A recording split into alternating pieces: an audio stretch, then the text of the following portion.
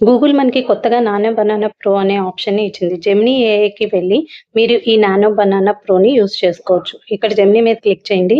మనకి ఇక్కడ 3 ప్రో అని చెప్పి కనిపిస్తుంది కదా! అంటే మనకి నానో బనానా ప్రో అప్లైడ్. ఇక్కడ క్రియేట్ ఇమేజ్ పైన క్లిక్ చేయండి.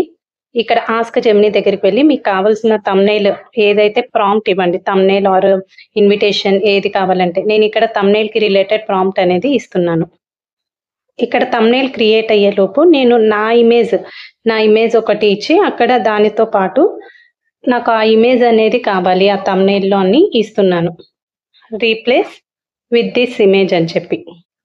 సో, ఇక్కడ ఆల్రెడీ నాకొక థంబ్‌నెయిల్ ప్రిపేర్ అయింది. సో, అక్కడ ఉన్న అమ్మాయిని రీప్లేస్ చేసి నా ఇమేజ్ పెట్టమని చెప్పి నేను పెట్టాననమాట.